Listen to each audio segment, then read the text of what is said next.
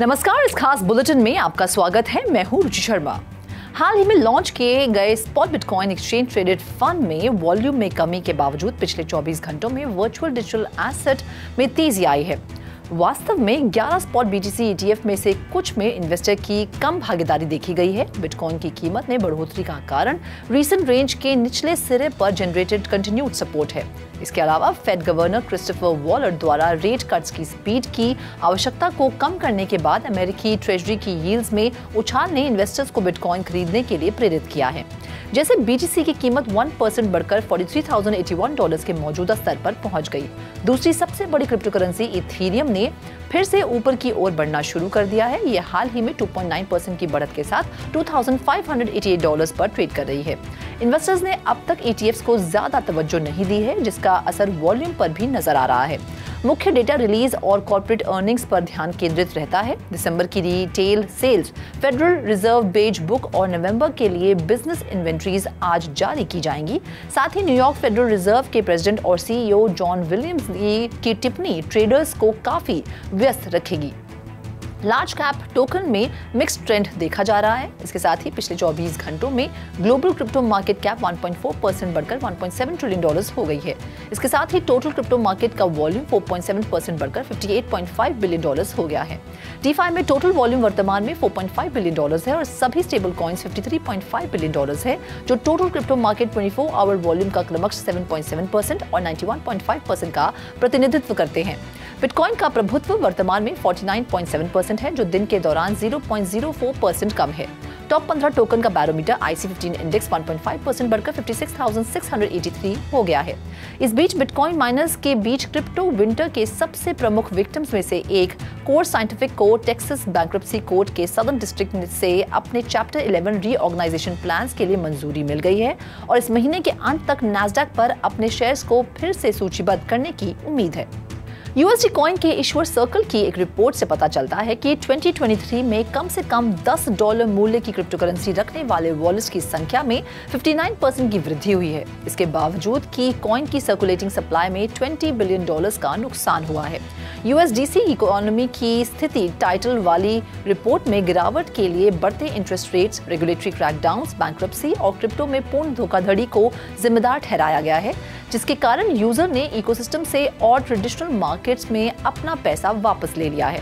हालांकि रिपोर्ट में USDC की बढ़ती एक्सेप्टेंस पर भी प्रकाश डाला गया है, जिसमें वर्ष के दौरान $197 बिलियन से अधिक मिंट या बर्न कर दिए गए हैं, जो डिजिटल एसेट इकोनॉमी और ट्रेडिशनल फाइनेंस के बीच एक ब्रिज है के रूप में कार्य कर रहा है।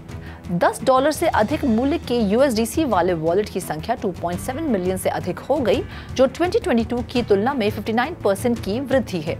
वर्ल्ड इकोनॉमिक फोरम पर बोलते हुए जेरेमी अलेयर ने ग्लोबल रेगुलेटरी डेवलपमेंट्स में तेजी से प्रगति पर जोर दिया, जिसमें दुनिया भर की सरकारें डिजिटल करेंसी रेगुलेशंस को आकार दे रही हैं। उनका अनुमान है कि US क्रिप्टो कंज्यूमर्स की सुरक्षा और रेगुलेटरी क्लैरिटी प्रदान करने के लिए महत्वपूर्ण कदम उठाएगा। पेमेंट स्टेबल कॉइन्स एक्ट के लिए स्पष्टता, जो वर्तमान में हाउस ऑफ रिप्रेजेंटेटिव्स में विचाराधीन है, का उद्देश्य स्टेबल कॉइन्स को ट्रेडिशनल फाइनेंशियल सर्विसेज के समान रेगुलेटरी फ्रेमवर्क्स के अधीन करना है। अलेयर एक्ट का समर्थन करते हैं और 2024 में इसके अप्रूवल के लिए अनुकूल माहौल की आशा करते हैं। अलेयर और सर्कल के चीफ स्ट्रैटेजी ऑफिसर डांटे डिस्पार्टे अमेरिका में स्टेबल कॉइन रेगुलेशंस के लिए एक महत्वपूर्ण वर्ष के रूप में 2024 के बारे में ऑप्टिमिस्टिक हैं। ट्रू USD जस्टिन सन से जुड़ी एक स्टेबल कॉइन कंपेटिटर टेथर के बदले में होल्डर्स द्वारा करोड़ों TUSD को कैश आउट करने की रिपोर्ट के कारण अपने $1 पेग से नीचे गिर गया है। 15 जनवरी को पेग पहली बार $0.984 से नीचे गिर गया और अब $0.988 पर कारोबार कर रहा है, जो कि इसके इच्छित $1 पेग से 1.3% कम है। बाइनेंस पर सेलिंग के उछाल के बीच 15 जनवरी की मिडनाइट के बाद डीपेकिंग इवेंट हुआ। पब्लिकेशन के अनुसार ट्रेडर्स ने पिछले 24 घंटों में $339.2 मिलियन से अधिक मूल्य की TUSD बेची है, जिसकी वजह से $42.3 मिलियन का नेट आउटफ्लो हुआ है। 10 जनवरी को ट्रू USD को अपने रिजर्व्स के रियल टाइम अटेस्टेशंस को पोस्ट करने में समस्याओं का सामना करना पड़ा, जिससे पता चलता है कि ये कम कोलैटरलाइज्ड हो सकता है। क्लेटन फाउंडेशन और फिनशिया फाउंडेशन अपने लेयर 1 ब्लॉकचेन को एक नए मिनट में मर्ज करने की योजना बना रहे हैं, जिसका लक्ष्य एक तकनीकी रूप से बेहतर ब्लॉकचेन बनाना है और जो ईवीएम और कॉस्मोवाज्म का समर्थन करता है और डैप्स और यूजर्स के एशिया के सबसे बड़े इकोसिस्टम्स में से एक है। मर्जर में ककाओ और लाइन सहित उनकी टेक्नोलॉजी, सर्विसेज और बिजनेस नेटवर्क्स का संयोजन होगा। नया मिनट ककाओ टॉक के साथ क्लेटन के इंटीग्रेशन और लाइन के साथ फिनशिया के इंटीग्रेशन को विरासत में मिलेगा, जो करोड़ों यूजर्स को सीधे यूजर फ्रेंडली वेब3 एक्सपीरियंस प्रदान करेगा। 26 जनवरी से 2 फरवरी 2024 तक वोटिंग होगी। गूगल क्लाउड फ्लेयर ब्लॉकचेन में एक वैलिडेटर और इंफ्रास्ट्रक्चर प्रोवाइडर के रूप में शामिल हो गया है। नेटवर्क को सुरक्षित करने और फ्लेयर टाइम सीरीज ऑरेकल में योगदान करने के लिए 100 अन्य ऑर्गेनाइजेशंस में शामिल हो गया है। फ्लेयर, जिसे डेटा के लिए ब्लॉकचेन के रूप में जाना जाता है, डेवलपर्स को अपने ऑरेकल सिस्टम के माध्यम से डिसेंट्रलाइज्ड डेटा तक पहुंच प्रदान करता है, जिससे एक्सटर्नल इनपुट्स और आउटपुट के आधार पर स्मार्ट कॉन्ट्रैक्ट्स निष्पादित किए जा सकते हैं। नेटिव टोकन FLR का मार्केट कैप लगभग $550 मिलियन है और उसकी कीमत लगभग $0.018 है। Infrastructure provider high quality data प्रदान करते हैं, जिससे डेवलपर्स को ब्लॉकचेन तकनीक के लिए यूज केसेस बनाने और इसे अपनाने में मदद मिलती है। गूगल क्लाउड उन कुछ एंटिटीज में से एक है जो इतनी वॉल्यूम में डेटा तक पहुंच प्रदान करता है, जो इसे फ्लेयर के लिए एक बैनर पार्टनरशिप बनाता है और गूगल जैसे टेक जायंट्स द्वारा चल रहे ब्लॉकचेन अडॉप्शन की याद दिलाता है। गल्फ एनर्जी डेवलपमेंट की सब्सिडरी कंपनी बाइनेंस और गल्फ इनोवा ने ट्रेडिंग के लिए अपना joint venture crypto exchange Binance Thailand launch किया है। Platform Thai baht trading pairs के साथ डिजिटल एसेट एक्सचेंज सर्विस प्रदान करता है और थाईलैंड में लोकल बैंक्स के साथ एकीकृत होता है। ये थाईलैंड के SEC की देखरेख में ब्रोकरेज सर्विसेज के लिए बाइनेंस कजाकिस्तान के साथ भी पार्टनरशिप करता है।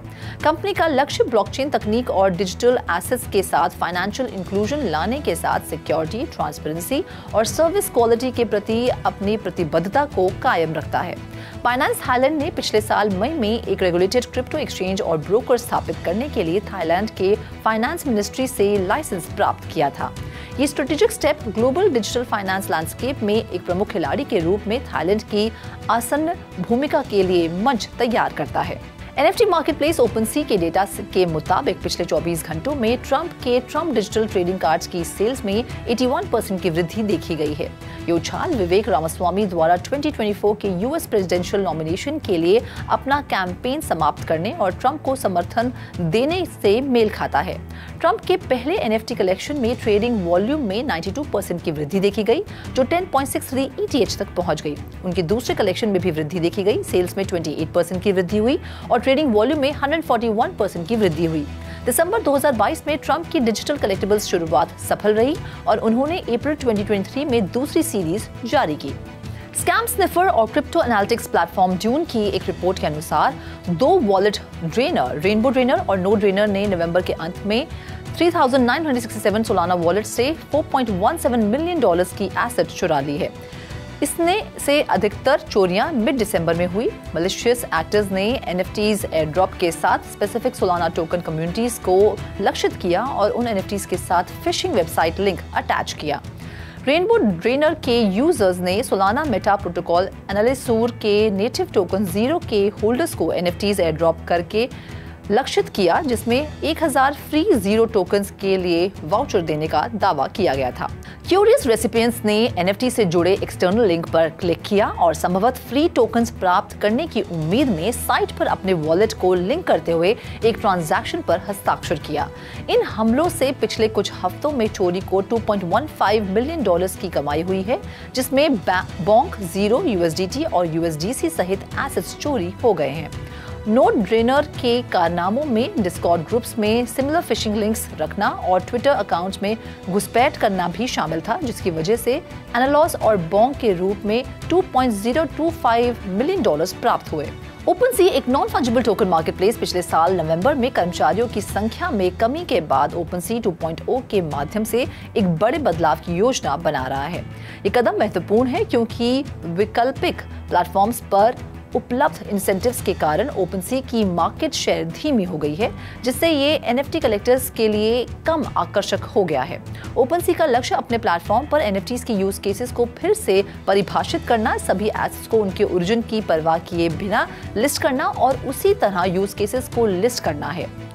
CEO डेविन फिंजर नई योजनाओं की लॉन्ग टर्म यूटिलिटी को लेकर उत्साहित हैं। वे ज्यादातर वॉल्यूम बढ़ाने के बजाय NFTs के लिए कंपेलिंग यूज केसेस बनाने पर ध्यान केंद्रित कर रहे हैं। कंपनी सोलाना इकोसिस्टम और बिटकॉइन ऑर्डिनल्स के विकास पर भी बारीकी से नजर रखे हुए है, जो डिजिटल कलेक्टिबल्स की धारणा को नया आकार दे रहे हैं। बोर्ड एप यॉट क्लब और क्रिप्टो पंक्स जैसे विशेष ब्लू चिप NFTs के साथ इथेरियम में सबसे बड़ी लिक्विडिटी है और ओपनसी CEO का मानना है कि ये आने वाले वर्षों में हावी रहेगा।